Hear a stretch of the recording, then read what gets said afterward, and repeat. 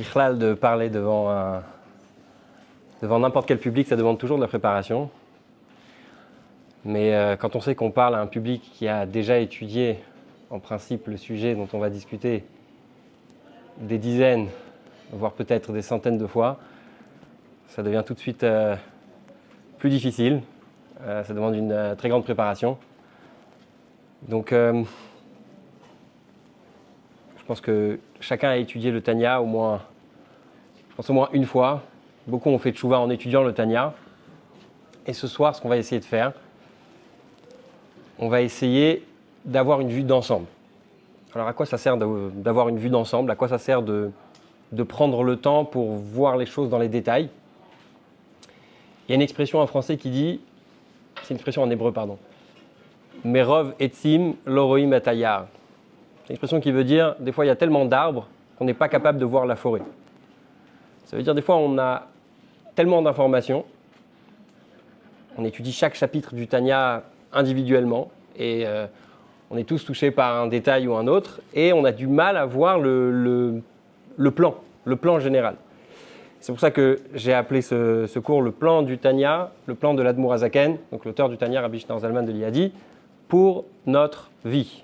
Alors, il y a quelque chose d'unique avec le Tanya, qui peut être exprimé avec une histoire de l'Admour HaZaken lui-même quand il a écrit le Tanya.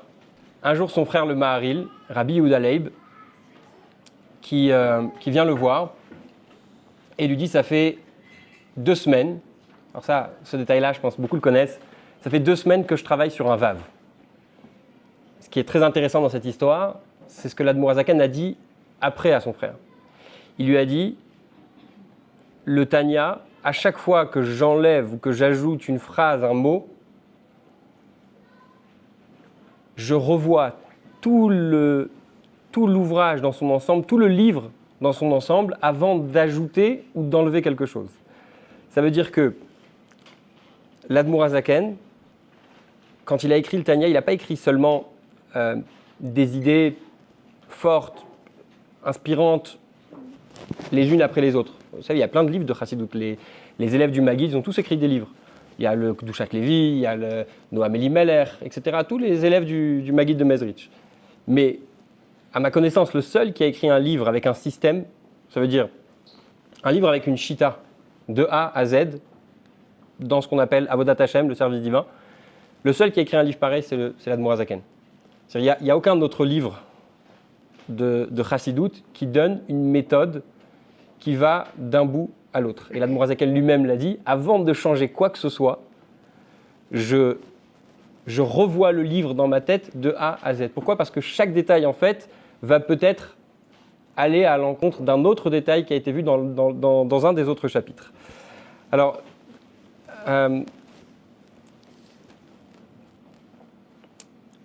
quand on parle du Tanya, souvent quelqu'un qui l'a étudié, si on devait vous dire ce soir où est-ce que le Tanya parle de la joie?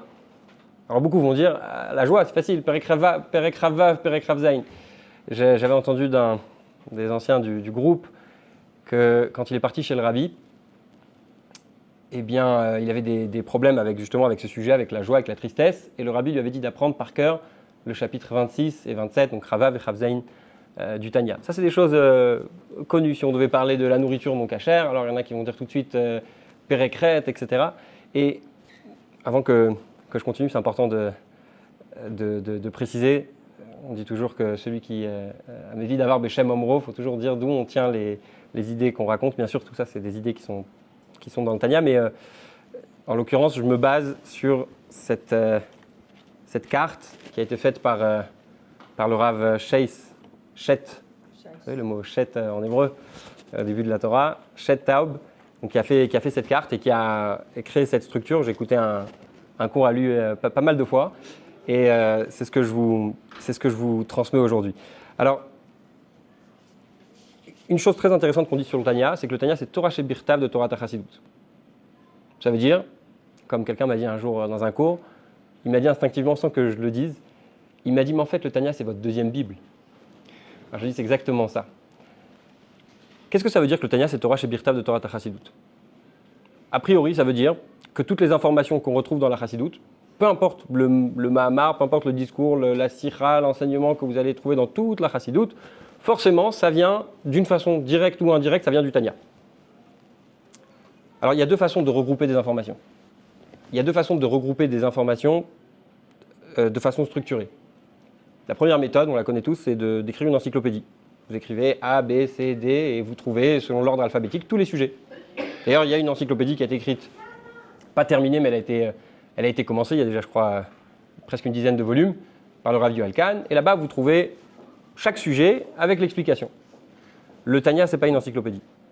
Le Tanya, c'est un livre de recettes, si on peut dire. Alors, quand on écrit une recette, la première chose qu'on fait quand on écrit une recette, c'est on donne les ingrédients. Alors, quand l'Admorazaken il a écrit le Tanya, il a d'abord donné les ingrédients. Les 8 premiers chapitres du Tanya sont les ingrédients. Qu'est-ce que ça veut dire que les 8 chapitres sont les ingrédients?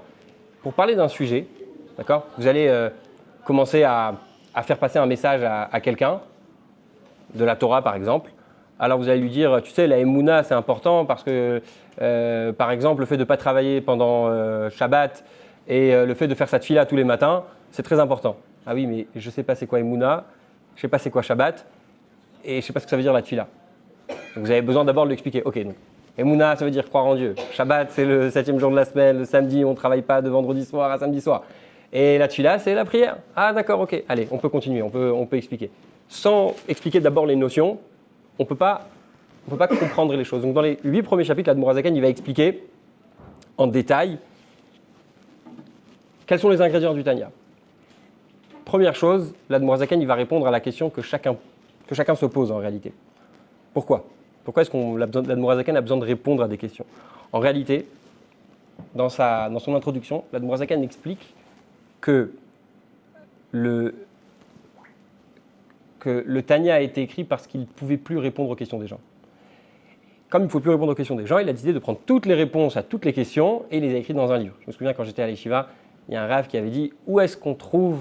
Le Rav Gans à l'Yeshiva de Moristan, il avait dit « Où est-ce qu'on trouve la réponse à toutes nos questions ?» Et là, il y a un Bachour qui a levé la main et qui a dit « Google ». Il a dit « Non, c'est faire un Tanya ». Dans le Tanya, on trouve toutes les réponses à toutes les questions. Pourquoi? Parce que l'Admorazaken a décidé d'inscrire là-bas toutes les questions. Donc en fait, si on devait situer le Tanya, le contexte du Tanya, c'est quoi? C'est on a des problèmes et on va voir l'Admorazaken pour une yichidut. On va aller rencontrer l'Admorazaken pour une audience privée et on va lui parler de nos problèmes. Le premier problème que les gens ont, c'est quoi? C'est qui je suis. C'est quoi mon problème? Pourquoi un jour j'ai envie d'étudier toute la Torah, j'ai envie de prier comme il faut, j'ai envie d'être honnête, j'ai envie de dire du bien de tout le monde, etc. Et le lendemain, j'ai envie de voler tout le monde, j'ai envie de parler mal de chacun, j'ai pas forcément envie d'étudier la Torah, je préfère perdre du temps à discuter, à dire n'importe quoi. Et on se demande qui je suis, quel personnage je suis vraiment. Alors première yichidut, Perek Aleph, premier chapitre du Tanya, l'Admorazaken, il vient nous dire, t'inquiète pas. En fait, il y a deux personnes en toi. Il y a une nefesh abahamit et il y a une nefesh elokit. Il y a une âme animale et il y a une âme spirituelle. C'est quoi l'âme animale? L'âme animale, elle peut être utilisée de deux façons. Il y avait une fois une petite fille qui était dans le bureau du rabbi et ses parents voulaient absolument pas qu'elle parle. Et à un moment donné, elle a posé une question au rabbi. Ses parents ont essayé de lui dire non, mais c'est moi, elle va arrêter de déranger. Elle a posé la question suivante. Qu'est-ce que le rabbi pense de l'énergie atomique? C'était un grand sujet à l'époque, juste après les premières bombes nucléaires qui ont explosé dans le monde. Et le rabbi a répondu, est-ce que tu as un couteau à la maison? Alors elle a dit oui, j'ai un couteau à la maison. Il lui a dit un couteau, c'est bien ou c'est mal? Alors elle a dit ça dépend ce qu'on fait avec. Si on coupe des tomates avec, ça peut être sympathique. Par contre, un couteau, ça peut blesser des gens. Donc l'âme animale, elle a ces deux capacités. Elle peut être utilisée pour le bien, comme elle peut être utilisée pour le mal. Chose importante, le Tanya n'est pas là pour nous prouver qu'il y a un Dieu sur Terre. Vous avez remarqué, il n'y a pas un chapitre dans le Tanya, il y a toute une partie qui est réservée à expliquer ce que ça veut dire croire en Dieu et en quoi exactement on doit croire. Mais il n'y a pas un passage dans le Tanya qui nous explique dans les détails pourquoi est-ce qu'il y a un Dieu, qui dit que la Torah elle est véridique, etc. Ce n'est pas le but du Tanya. C'est très important de se rappeler, même quand on enseigne à des gens le Tanya, que le Tanya il a été écrit et il a été enseigné aux élèves du Admorazaken. Alors, je ne sais pas quels étaient les critères pour devenir un élève du Admorazaken. En tout cas, on dit que les élèves du Maguid, ceux qui n'étaient pas baki, ceux qui n'étaient pas experts dans tous les écrits du Harizal, ils ne s'approchaient même pas du Maguid de Mezrich. Donc, on peut s'imaginer déjà quel était le niveau du Admorazaken. Donc, le Tanya, il s'adresse à des gens qui sont déjà convaincus qu'il y a un Dieu sur terre, qui sont déjà convaincus que la Torah elle est vraie, sauf que ils ont encore un problème. Malgré le fait d'être convaincus qu'il y a un Dieu sur terre, malgré le fait d'être convaincus que la Torah elle est vraie, on a toujours des difficultés. Donc, premier chapitre, on nous dit, t'inquiète pas, un peu comme Rivka, quand elle vient voir Shem et Ever, Rivka elle est enceinte, et elle va à côté d'un endroit d'idolâtrie, et puis ça tape dans le ventre, elle va à côté d'une yeshiva, et ça tape, elle se dit, c'est pas possible, cet enfant un jour il a envie de faire des mitzvot, et un jour il a envie de faire des averot, et finalement ils lui disent, t'inquiète pas, t'as 2 enfants. L'Admorazaken nous dit pareil, on a 2 personnes à l'intérieur de nous-mêmes. On a une âme animale qui veut faire le bien, et une âme spirituelle qui veut faire, une âme animale qui veut faire le mal, qui a un instinct de survie, qui cherche à profiter, et on a une âme spirituelle qui veut faire le bien. Deuxième chapitre, l'Admorazaken, il parle de la Neshama. Et il explique qu'il y a toute une structure, que la Neshama, elle fait tout un parcours à travers les mondes spirituels, à travers les 10 sphirotes, ces 10 forces à travers lesquelles Dieu il a créé le monde, etc. Et la Neshama, elle va passer tout un tas d'étapes jusqu'à arriver à la fin. Juste quelque chose d'intéressant par rapport au fait qu'on disait que c'était un plan. Je vais juste donner un exemple.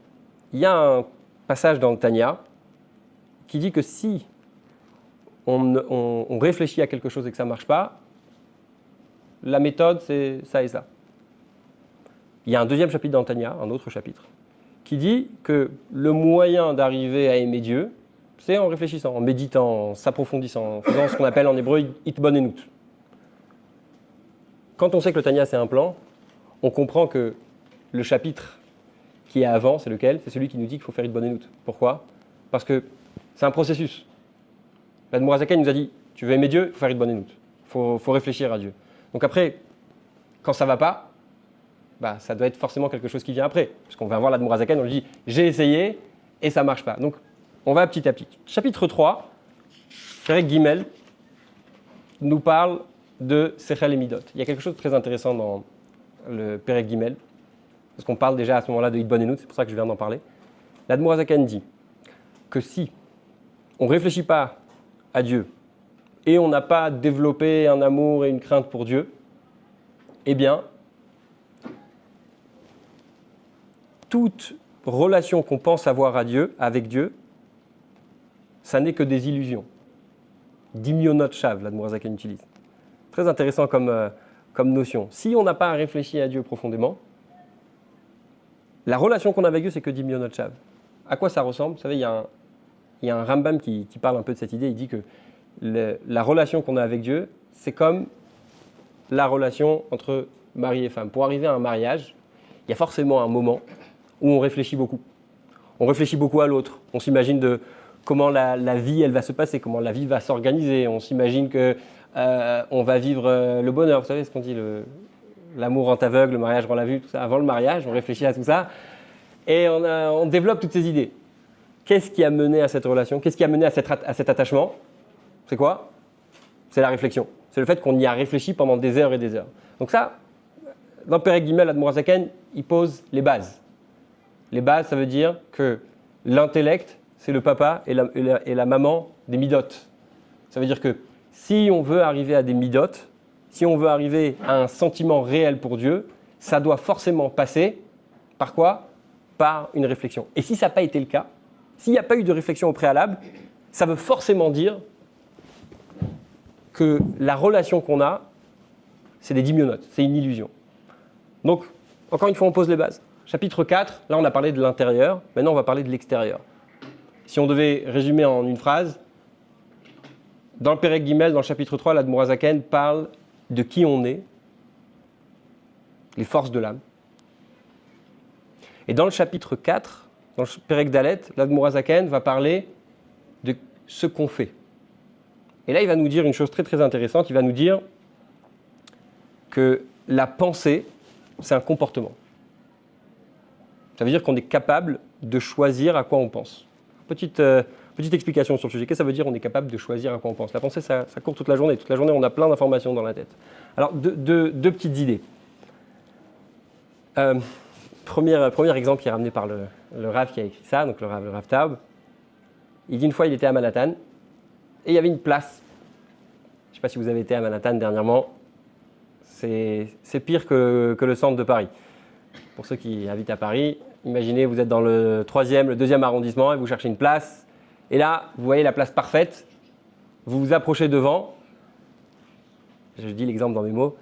Et il y a écrit « Ne pensez même pas à vous garer ici ». C'est pas logique de dire une chose pareille. Pourquoi? C'est-à-dire quoi? Ne pense même pas. Tu l'as dit, j'y ai pensé. C'est comme si je dis maintenant « Ne pensez pas à un éléphant rose ». C'est bon, maintenant je sais que tout le monde a un éléphant rose dans la tête. Qu'est-ce qu'il aurait dû écrire? Il aurait dû dire « Ne réfléchissez pas ». Ne réfléchissez pas à l'option de vous garer ici. Réfléchir, c'est autre chose. Il y a penser, il y a réfléchir. Je vais donner un autre exemple pour être plus précis dans le sujet. Si je vous demande 7 fois 5, d'accord? Tout le monde a en tête, on a appris les tables de multiplication, tout le monde va dire 7 fois 5, ça fait 35. Ok. Maintenant, il y a une heure, vous connaissiez les tables de multiplication. Vous étiez dans votre tête quelque part, d'accord? Mais vous n'y pensez pas forcément. Parce que maintenant, je vous ai dit 7 fois 5, vous avez dit 35. Qu'est-ce que je veux dire par là? Je veux dire par là que c'est pas parce que on a quelque chose dans notre disque dur, on a quelque chose à l'intérieur de notre tête, que ça veut dire forcément que cette chose-là, on doit aller la chercher. Et ça, c'est un des grands chidushim du Tanya. Ce que le Tanya va dire après, c'est que ce qu'on attend de nous, c'est pas l'intérieur, c'est pas Korot HaNefesh, c'est pas chapitre 3. Ce qu'on doit changer, c'est pas la carte de la Neshama, ce qu'il y a à l'intérieur de nous, mais ce qu'on doit changer, c'est l'expression. L'expression, ça veut dire Marshava, Dibur et Maaseh, la pensée, la parole et l'action. Ça, c'est chapitre 4. Ensuite, on arrive au chapitre 5. Pendant des années, je me suis demandé pourquoi est-ce que d'un coup, Perek E, on nous parle de l'étude de la Torah. A priori, ça a l'air d'avoir aucun lien avec ce qu'on a dit auparavant. Alors, avec l'hôtel, avec le cadre, ce qu'on mange ici, on va pouvoir peut-être un peu comprendre. Vous allez tous rentrer de vacances, enfin, peut-être pas tous, mais certains d'entre vous vont rentrer de vacances, peut-être comme moi, et on va vous dire, vous avez pris un peu de poids. Ah, tu sais pourquoi? Parce que j'étais à l'hôtel chez Ben Soussan, c'était très très bon. Et on va vous dire, vous avez pris de poids. Pourquoi? Parce que ce n'est pas quelque chose qu'on est capable de cacher. Je donne un autre exemple pour expliquer. Si vous avez acheté de nouvelles chaussures, vous rentrez à la maison et que vous enlevez vos chaussures pour ne pas salir par terre. Et vous arrivez devant votre femme, devant votre mari, et vous lui dites, tu sais, j'ai acheté de nouvelles chaussures. Ah oui, mais là, je ne peux pas les voir. Il faut forcément que tu les aies sur toi pour que je puisse les voir. Perek Dalet a parlé des chaussures. Perek E, chapitre 5, parle de l'étude de la Torah. Et ça fait une très très grande différence. Les habits, pour qu'on puisse les voir, il faut qu'on les ait sur soi. Alors que l'étude de la Torah, ce n'est pas quelque chose simplement qu'on porte, ce n'est pas seulement quelque chose qui est à l'extérieur de nous, c'est quelque chose qui rentre à l'intérieur de nous et qui va nous changer de l'intérieur. Ça, c'est chapitre 4. Juste une petite histoire pour illustrer encore la notion. Il y a une parabole comme ça d'un roi qui voulait être heureux, comme tout le monde, j'ai envie de dire. Et il a demandé à ses conseillers quoi faire. Et un de ses conseillers lui a dit, il faut que tu trouves la personne la plus heureuse dans le royaume et que tu lui demandes ses habits. Si tu demandes à la personne la plus heureuse du royaume ses habits, tu vas pouvoir être heureux comme lui. Donc le roi, il envoie 2 personnes pour aller chercher la personne la plus heureuse et il ne trouve pas, bien sûr, jusqu'à arriver au palais, juste à l'entrée du palais. Là-bas, il y a un clochard et ils sont là en train de discuter, ils sont angoissés avant de rentrer. Ils lui disent, qu'est-ce qui se passe? Et ils disent, on était censé chercher la personne la plus heureuse et malheureusement, on ne l'a pas trouvée. Il dit, ça tombe bien, la personne la plus heureuse, c'est moi. Et donc, ils lui disent, mais c'est super, alors il faut que tu me donnes ta veste. Il faut que tu me donnes ta chemise, ta veste qu'il avait sur lui. Il dit, je suis désolé, je ne vais pas pouvoir vous la donner parce que c'est la seule que j'ai. Qu'est-ce que cette histoire, elle veut dire? Ça veut dire que ce n'est pas quelque chose qu'on peut qu'on peut juste. La joie, c'est pas quelque chose qu'on peut juste mettre. Cette personne, elle a qu'une seule chose à se mettre, elle est quand même joyeuse. On a encore une fois cette idée de intérieur et extérieur. Le roi, il pensait qu'en obtenant la veste de quelqu'un d'autre, il va être heureux, mais en fait, c'est pas ça qui le rend heureux. Ce qui le rend heureux, ce serait de changer ce qui se passe à l'intérieur. Donc là, on est au chapitre 6. L'Admour HaZaken va maintenant expliquer la structure de la Nefesh Abahamit, de l'âme animale. Et il y a une différence qu'on voit juste dans la façon de former la phrase. Quand l'Admour HaZaken décrit l'âme spirituelle, la Neshama, l'Admour HaZaken va dire, il y a d'abord le Sechel et après il y a les Midot. Alors que quand l'Admour HaZaken parle de l'âme animale, quand il parle de la Nefesh Abahamit, il dit d'abord les Midot et après le Sechel. L'ordre, il est inversé. Ensuite, en fait, dans les chapitres Vav, Zayin et Chet, dans les chapitres 6, 7 et 8, c'est l'explication de tout ça. Ça veut dire c'est l'explication de soit être conscient de soi-même, ça veut dire rechercher son intérêt, soit être conscient de ce que Dieu veut de nous. Il y a toujours une question que je pose quand j'ai les shurim de Tanya, je pense que c'est une question clé pour comprendre tout le sujet du Tanya. Vous savez que quand on veut comprendre une personne, une des façons de comprendre les gens, c'est de savoir quelles questions ils posent. Donc par exemple, vous avez tous un ami, il est fan de foot, la seule question qu'il pose, c'est quoi le résultat du dernier match. D'accord ? Lui, ce qui l'intéresse, c'est la cuisine. C'est qu'est-ce qu'on va manger, c'est quoi la nouvelle recette qu'on va faire. Lui, ce qui l'intéresse, c'est les livres. Il est toute la journée dans ses livres. Donc ce qui l'intéresse, c'est quoi le dernier livre qui est sorti. Donc ce qui est intéressant de savoir, c'est quelle est la question de la Nefesh Abahamit, quelle est la question de l'âme animale, et quelle est la question de la Neshama, quelle est la question de l'âme. Alors la question de la Neshama, je pense, c'est clair. La question de la Nefesh Abahamit, de l'âme animale, c'est très simple. C'est quoi ? C'est quel est mon intérêt ? Qu'est-ce qu'on mange ? Quand est-ce qu'on prend du plaisir ? Quand est-ce qu'on va passer un bon moment ? Ça, c'est l'âme animale. Quelle est la question de l'âme spirituelle ? C'est très intéressant parce qu'à chaque fois, je ne vais pas faire ça ici, mais à chaque fois que je le fais, que ce soit dans un Farbrengen ou dans un cours, etc., à part les gens qui étaient là dans les cours avant, tout le monde répond à côté. Donc, quelle est la question de l'âme spirituelle ? Les gens peuvent répondre, parce que si la question de l'âme animale, c'est quel est mon intérêt, la question de la Neshama, ça devrait être, a priori, quand je retrouve Dieu, non. Non. Qu'est-ce que Dieu attend de moi ? Quel est l'intérêt de Dieu ? Très bien, bon, on voit qu'il y a des gens qui ont étudié le Tanya. Mais pourquoi est-ce que quand je retrouve Dieu, ce n'est pas une bonne réponse ? Parce que même vouloir rencontrer Dieu pour le plaisir de rencontrer Dieu, c'est déjà une forme d'intérêt personnel. Vous avez vu à quel point c'est fin ? Parce qu'il n'y a que dans la Chassidoute qu'on va voir une chose pareille. Même le niveau de l'ishma, de vouloir aimer Dieu pour Dieu lui-même, c'est déjà un problème. Vous savez, il y a une différence fondamentale, j'ai entendu dernièrement du Rav Yossi Jacobson, entre Nefesh HaChaim et le Tanya. Il y a une définition de l'ishma, il me semble que c'est dans les prakim qu'on vient de dire. Après, on va passer à la prochaine partie. Il y a une définition de l'ishma dans le Tanya. C'est quoi l'ishma ? C'est quoi l'ishma dans le Tanya ? Pour s'attacher à Dieu, tout simplement. Pour Dieu lui-même, pour le projet de Dieu, d'accord ? Pour l'intérêt de Dieu. Dans le Nefesh HaChaim, pour ceux qui ne connaissent pas, le Nefesh HaChaim, c'est un livre qui a été écrit par Rabbi Chaim de Volojine, qui était un élève du Gaon de Vilna, donc un courant qui était très opposé à la Chassidoute, au Admour HaZaken et au Baal Shem Tov, au Maggid de Mezrich. Et comme le Tanya avait fait beaucoup de bruit, donc il a sorti aussi un livre sur Avodat Hashem, un livre de marchava juive, de pensée juive, qui a une place très très importante. Je dis ça parce que avec ce qui va suivre, on peut penser que je suis en train de dire Nefesh HaChaim, c'est n'importe quoi, et pas du tout. Simplement pour dire une différence de fond. Dans le Nefesh HaChaim, c'est écrit que l'ishma, ça veut dire quoi ? Ça veut dire quoi étudier la Torah l'ishma ? C'est étudier pour le plaisir d'étudier. Vous voyez la différence, c'est très fin. Parce que quelqu'un qui étudie pour le plaisir d'étudier, en fait, il se fait plaisir. En fait, il ne se demande pas quel est l'intérêt de Dieu. Alors, c'est très bien. Moi, j'aimerais bien que, personnellement, mon intérêt, ça ne soit que le fait d'étudier la Torah. Mais concrètement, on n'est pas arrivé au tachlit. On n'est pas arrivé au but ultime. C'est quoi le but ultime ? C'est de se poser qu'une seule question. Quel est l'intérêt de Dieu ? Donc, c'est pas... Alors, M. Bitton a dit les plus terre à terre. En réalité, je peux poser la question encore plus loin. On sait très bien tous ici que tout ce qu'on a dit, on va peut-être jamais le faire. On va peut-être faire, à Neila, le jour du Yom Kippour, on va aller accomplir peut-être une des idées qu'on a dit jusqu'à présent. Donc, soyons réalistes.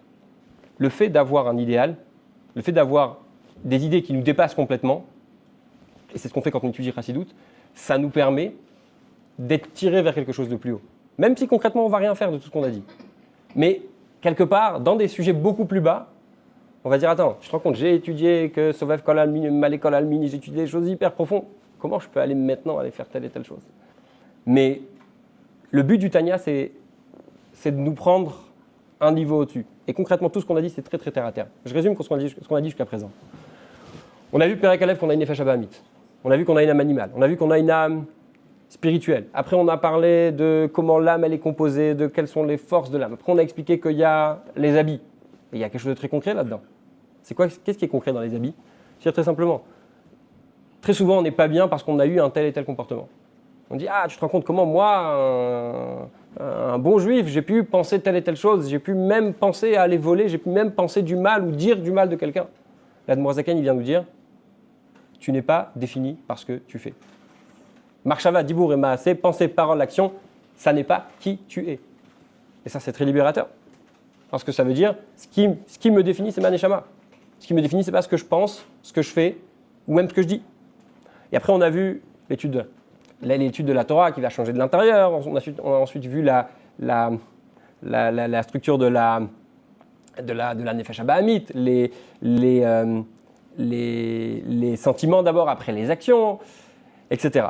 Donc là, on a défini toute la structure. C'est-à-dire que l'Admour Zaken, il a une bonne base pour maintenant définir l'enjeu qui suit. C'est quoi l'enjeu qui suit? C'est la guerre. Ça veut dire quoi la guerre? Il y a une guerre entre les deux âmes. Chacune, elle veut le pouvoir, on est au Perek Tet, chapitre 9, chacune veut le pouvoir complet sur le corps. Une, elle veut son propre intérêt, et une, elle veut l'intérêt de Dieu. Et là, il y a une chose très intéressante que je n'avais jamais réalisée jusqu'à entendre ce cours, c'est qu'en fait, quand on parle de Neshama, c'est une chose de très très difficile à traduire. Dès qu'on dit Nefesh, qu'est-ce que ça veut dire une âme? C'est quoi? C'est un petit point de lumière très, très très lumineux comme ça? Non. On peut traduire Neshama par Ratson, par volonté. Vous savez, on dit que quand on fait Shema Israël, on doit penser à faire Messirut Nefesh. D'accord? C'est quoi Messirut Nefesh? Donner sa vie pour Dieu. D'accord? Concrètement, Dieu merci, tous les matins, pour ceux qui sont assis ici, on n'aura pas à donner notre vie pour Dieu. Alors qu'est-ce qu'elle dit la Chassidut? Il faut qu'il y ait Messirat Haraton. Il faut qu'il y ait le fait de donner à Dieu sa volonté, ça suffit déjà. Donc, à partir du chapitre 10 au chapitre 12, on va nous dire comment 3 personnages font la guerre. Comment 3 personnages font cette guerre entre l'âme animale et l'âme spirituelle. D'abord, on a le tzaddik. Le tzaddik, il a gagné la guerre. Il y a 2 façons de gagner la guerre. Première façon, c'est qu'il a transformé l'ennemi en ami. Ça, c'est le tzaddik Gamour. Deuxième façon, c'est d'avoir vaincu l'ennemi jusqu'à ce que l'ennemi ne se relève plus. Comment est-ce qu'on mesure la différence entre le tzaddik Gamour et le tzaddik Sheno Gamour? L'Admour Zaken dit c'est très simple. Vous avez remarqué une chose, c'est qu'à partir du moment où on aime quelque chose, prendre l'exemple des enfants, ou des parents, ou des frères et sœurs, à partir du moment où on aime quelque chose, tout ce qui va vouloir faire du mal, de près ou de loin à cette chose, on va le détester. Et plus la menace est grande, et plus la haine va être grande. Et l'Admour Zaken dit en fait, le tzaddik Gamour, il a une haine totale envers le mal. Le tzaddik chez Eno Gamour, le tzaddik incomplet, il a une haine, mais elle n'est pas complète. Et en fait, en fonction des niveaux de haine, eh bien, en fonction de ça, on a des différents niveaux de tzaddik. Ensuite, on a le rachat. Alors, le rachat, c'est très intéressant parce que quand on étudie le Tanya, c'est tout de suite sympa pour les gens qui étudient le Tanya de découvrir que leur rabbin, c'est un rachat. c'est tout de suite sympa de découvrir qu'en fait, d'après le Tanya, on est tous des Rechaïm. Et très souvent, les gens me disent, mais j'ai pas compris, la chassidoute, elle n'est pas censée être positive. La chassidoute, c'est pas la pensée positive du judaïsme. Et t'es beau, t'es grand, t'es gentil, t'es fort. C'est ça, non, la chassidoute? Alors, en réalité, deux choses. Premièrement, la chassidoute, elle est très positive parce qu'il peut y avoir des rachats très, très, très respectables. Parce que, comme le dit l'Admour HaZaken dans le Tanya, en fait, il peut y avoir un rachat qui a fauté une fois tous les 30 ans. C'est quoi la différence avec le Benoni alors? On va voir tout à l'heure le Benoni. D'ailleurs, chose intéressante, c'est que le Tanya n'est pas là pour définir le tzaddik ou le rachat. Le Tanya est là pour définir le Benoni. Pour donner du contexte au Benoni, on a besoin d'expliquer qui est le tzaddik et qui est le rachat. Mais vous avez remarqué une phrase très intéressante. Dans le chapitre 12, c'est écrit « Le Benoni n'a jamais fauté et ne fautera jamais. Lo avar avera miyama, velo yavar leolam. » D'accord? Bon, il y a une explication du rabbi sur ça très connue. Comment c'est possible de dire une chose pareille? C'est-à-dire que personne ne peut devenir Benoni. Le rabbi explique qu'en réalité, c'est quelqu'un qui est arrivé à un niveau où il ne va jamais faire. Par exemple, pour Shabbat, il y a beaucoup d'entre nous. On connaît tous des gens qui ont à un moment donné commencé à faire Shabbat. Et pour eux, même si vous leur donnez 1 million d'euros, quoique, pour transgresser Shabbat, ils vont vous dire « Non, Shabbat, je ne ferai jamais ». Ça veut dire qu'ils sont Benoni au niveau du Shabbat. À un certain niveau, ils sont Benoni. Le problème du rachat, c'est qu'il l'envisage. Le problème du rachat, c'est qu'il l'envisage même dans 10 ans. Ça veut dire que concrètement, c'est possible qu'il n'a rien fait. Mais l'âme animale, elle a peut-être le pouvoir juste sur la marche avant, juste sur la pensée. Et donc, ces trois profils, ces trois catégories sont trois façons de faire la guerre. Je résume. Le tzaddik a gagné la guerre. Le rachat, il perd la guerre peut-être tous les jours, peut-être une fois tous les 30 ans. Le Benoni, il gagne toujours la guerre, mais il gagne la guerre à chaque instant. C'est-à-dire que le Benoni, si on devait l'imaginer dans une vraie guerre, il est entouré de plein d'ennemis, il est toute la journée en train de tirer, en train de se défendre, en train de sauver sa peau. Il arrive toujours à s'en sortir. Ça, c'est la définition quelque part du Benoni. Et ensuite, l'Admour HaZaken du chapitre 12 au Perek Yud Zayin, au chapitre 17, il va expliquer quelle est la mida du Benoni. Ouais. On peut dire que le Benoni, il essaye de ne pas faire la guerre? Non, il fait toujours la guerre. Le Benoni fait toujours la guerre. Et si on veut reprendre la notion de tout à l'heure entre penser et réfléchir, il y a cette règle des 3 secondes. C'est qu'on est forcément confronté à des difficultés.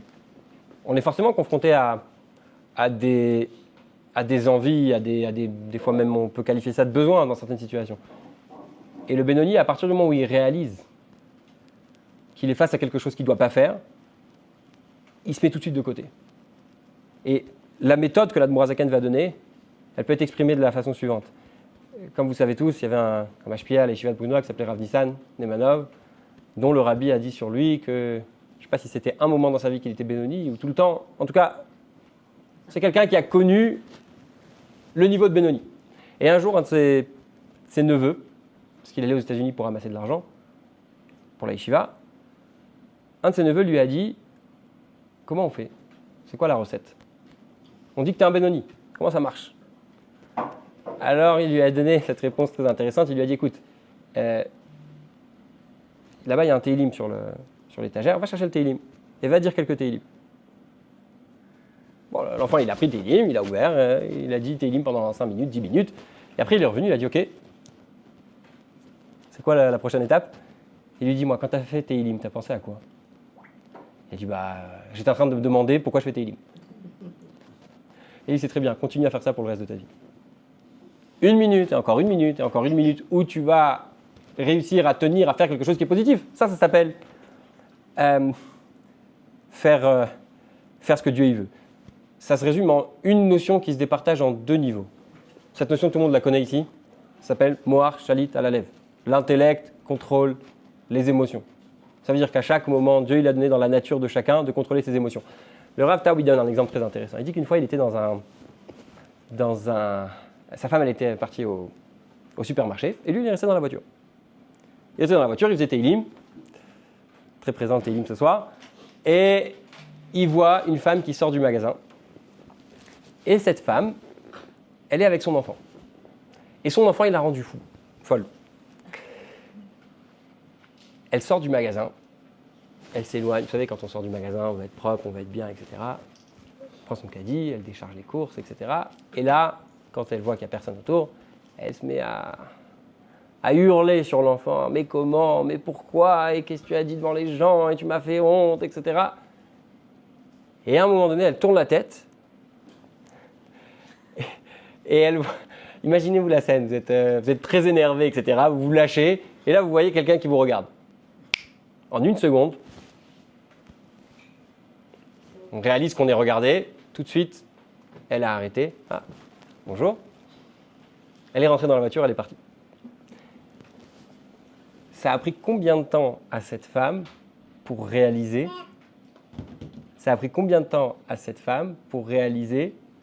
qu'elle était regardée et arrêtée? Ça lui a pris une seconde. Et je pense que cette situation, on l'a tous vécue d'une façon ou d'une autre. Ça veut dire qu'on se comporte mal et on est regardé, on rentre dans l'ordre. Mais si on devait réaliser à chaque instant que Dieu il nous regarde et que Dieu il attend de nous quelque chose, alors on réussirait. Et il y a un problème à ça. C'est quoi? C'est qu'il y a des gens qui sont regardés toute la journée. D'accord? Bon, pour les enfants en classe, par exemple. Et bon, on tient 1 heure, 2 heures. Vous savez, en début d'année, quand on est prof, les premiers jours, c'est toujours facile. Les premiers jours, les enfants, ils sont sages, tout le monde écoute, tout le monde répond. Dès qu'on dit quelque chose, les enfants, ils se lèvent, ils sortent, ils rentrent, ils arrêtent, ils commencent à ranger les livres, etc. Et puis au bout de, 2 semaines, 3 semaines, 1 mois pour les classes les plus sages, il y a forcément 1 ou 2 enfants qui va commencer à faire le malin. Nous, on est un peu aussi les enfants, et on commence aussi, parce qu'on ne peut pas toujours se retenir. C'est-à-dire qu'à un moment donné, on retourne voir l'Admour HaZaken, parce que souvenez-vous, le Tanya, c'est des rencontres individuelles avec l'Admour HaZaken. À un moment donné, on va voir l'Admour HaZaken, on dit « je ne comprends pas, je ne peux plus. J'arrive plus à respirer. Toute la journée, je suis en train de me retenir, toute la journée, je suis en train de c'est trop difficile. » Perek Yud-Zayin. Chapitre 17, l'Admour HaZaken, il dit « j'ai une solution pour toi. » Et c'est aussi Moar Shalit Alalev. C'est quoi? C'est Idbonenut. Ça va prendre du temps. Mais tous les jours, souvenez-vous ce qu'on a dit Perek Gimel, chapitre 3, tous les jours tu vas réfléchir. Tous les jours tu vas penser à Dieu. Et ça va faire en sorte que petit à petit, d'accord, une sorte de séance de sport quotidienne, d'accord, les Havdil, on va prendre du temps dans lequel on va réfléchir à Kadosh Baruch Hu. Est-ce que Kadosh Baruch Hu attend de nous? D'ailleurs, on doit le faire tous les jours avant la tfila, c'est un sujet sérieux, même 30 secondes, 1 minute, fermez les yeux. Le Rabbi écrit dans de nombreuses lettres qu'il faut étudier Perek Mem Aleph, le chapitre 41 du Tanya, et on va réfléchir à la grandeur de Dieu et comment Dieu il gère le monde de façon individuelle et de façon générale. Et il y a même un niveau de Dieu qui est bien au-dessus de tout ça et qui ne se mêle pas de tous ces sujets. Et je vais donner un exemple sur comment la réflexion, elle va changer un comportement concret. Imaginez-vous, Dieu préserve, un petit bébé au bord d'une falaise. Comment va se comporter cet enfant? Comment va se comporter ce bébé au bord de la falaise? Peut-être qu'il va rigoler, peut-être qu'il va bouger comme ça. Il n'est pas conscient forcément de ce qui se passe. Maintenant, imaginez-vous sa mère, quelques mètres plus loin, qui regarde son enfant au bord d'une falaise. Imaginez-vous le cri, qui est légitime. Alors, peut-être qu'elle ne va pas crier parce qu'elle va se dire si je crie, je vais lui faire peur, il va tomber, etc. Mais imaginez-vous dans quel état de peur elle va être. La différence entre cette maman et ce bébé, c'est quoi? C'est juste le fait d'être conscient. Et comment on arrive à cette conscience? Cette maman, quand elle était petite, elle est tombée d'un escalier. Et un autre jour, elle est tombée du lit. Et un autre jour, elle a trébuché et elle s'est fait mal. Et c'est comme ça qu'elle est arrivée à réaliser. C'est un peu la même chose. Le fait de réfléchir à Kadosh Baruch Hu, et d'ailleurs, c'est une chose tellement fondamentale que on perd un petit peu. C'est une des fondations de la chassidoute. On dit que le rabbi précédent raconte dans ses écrits qu'un jour, il a été voir un des chassidim, il me semble que c'était Rabbi Hanoch Hendel, et il l'a vu assis en train de réfléchir le matin. Il est revenu l'après-midi, il était au même endroit, à la même position. Toute la journée, il avait réfléchi. Alors, Je ne pense pas qu'on nous demande ça dans notre génération. Quoique pourquoi pas si certains en sont capables. Mais c'est quelque chose qui est indispensable. Ensuite, on arrive à un autre moment, à une autre question. On va finir avec ça. On arrive au Perek Yutret. Et là, la personne qui est venue voir l'Admour HaZaken, elle lui dit c'est très bien. Je vois que sur le long terme, il y a des choses qui changent. Mais des fois, il y a des choses qui remontent en moi. Et sur le moment, comme les gens ils disent, tu sais, dans la folie du moment, je n'ai pas pensé. Ah, je me suis emporté, j'ai crié, j'ai fait ci, j'ai fait ça. On crie encore, c'est pas la fin du monde. Mais des fois, il peut y avoir des choses pires. Là, l'Admour HaZaken va nous donner, jusque-là, c'était le chemin long et court. Tout le monde sait que l'Admour HaZaken a écrit le Tanya, Derech Haruka Uktsara. Il y a un chemin long et court.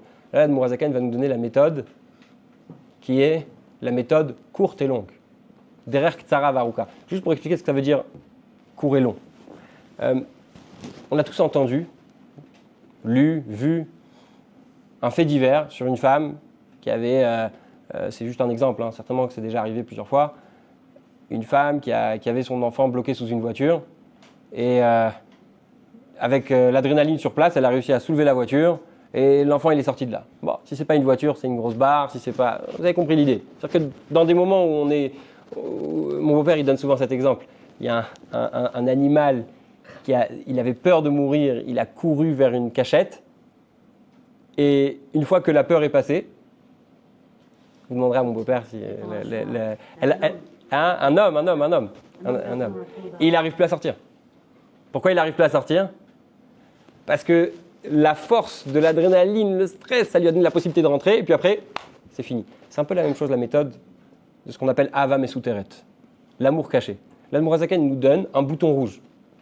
Il nous donne, en cas de feu, briser la glace. C'est quoi cette chose-là ? C'est comprendre qu'il y a des moments où on peut dire, si je fais ça, c'est très grave. Pourquoi si je fais ça, c'est très grave ? L'Admour HaZaken va dans tout un développement. Pas rentrer dans tous les détails, mais simplement pour dire comme ça. Parce que quand on arrive à ce moment-là du Tanya, dans l'année aussi, on a du mal à comprendre quel rapport. On arrive jusqu'à Perek Yutret, l'Admour HaZaken nous donne des conseils pour le Benoni. On arrive Perek Yutet et Chaf, 19 et 20, et là, on a un mini Sha'ar HaYichud Va'Emunah. On a un mini moment où l'Admour HaZaken nous parle de l'unité de Dieu et des 10 paroles avec lesquelles il a créé le monde et de l'unité de Dieu dans le monde, etc. On se dit, bon, quel est le rapport avec ici ? Alors en fait, c'est comme ça.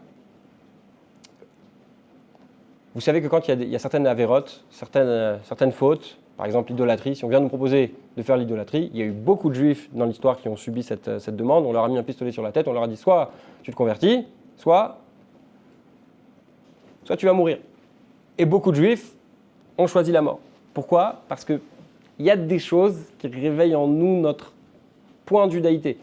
Quand je suis arrivé à l'hôtel, je suis tombé sur un livre qui est ici, sur un juif qui s'appelle Daniel Pearl. Je ne sais pas si vous vous rappelez, il y a une dizaine d'années, un journaliste qui est parti en Afghanistan, je pense, et qui a été tué par Al-Qaïda. C'était, je pense, le premier à être tué en direct. Et avant de mourir, il a dit « Je suis un juif, mes parents sont juifs, mon père est juif, ma mère est juive. » Bref, il a fait un discours sur le fait qu'il est juif, et a priori, il n'y avait aucune raison pour dire ça avant de mourir. C'est une personne qui n'était pas religieuse. Et avant de mourir, la seule chose qu'il a trouvé à dire, c'est de dire qu'il est juif. C'est-à-dire qu'il y a une notion qui se réveille. Maintenant, pourquoi parler de Hardut Hashem ? Parce que, vous vous souvenez de la question de base ? La question qu'on a posée tout à l'heure, j'ai dit c'est la question qui permet de comprendre tout. C'est la question de la Nefesh Abahamit, la question de l'âme animale, c'est quel est mon intérêt ? La question de l'âme spirituelle, de la Neshama, c'est quel est l'intérêt de Dieu ? Maintenant, l'Admour HaZaken, il explique en fait que Dieu il remplit toute la terre et que c'est pas comme la fameuse question, si Dieu il devait détruire le monde, qu'est-ce qu'il a à faire ? Il n'a rien à faire, il a juste à arrêter de le créer. On dit tout le jour dans la Tfila,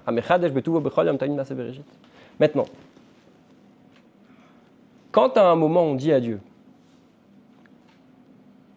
je veux un moment privé, je veux un moment où c'est moi qui décide, je veux un moment où toi tu sors de l'image, quelque part, quand on dit que Dieu il est exclu d'un certain tableau, d'une certaine situation, on est en train de dire Dieu n'existe pas dans cette minute-là.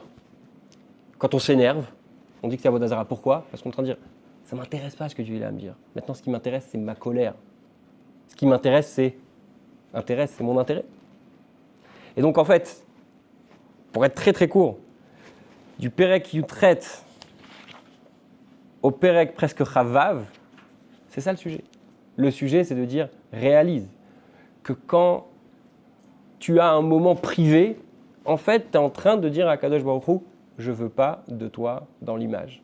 Et ça, c'est Avodah Zarah. Donc, quand on est dans un moment où on est face à une situation difficile, on doit se dire, ça, je ne veux pas faire. Pourquoi? Parce que c'est ça qui va me séparer de Dieu. Parce que je suis en train de dire à Dieu, tu n'es pas dans l'image. Juste te donner un dernier exemple.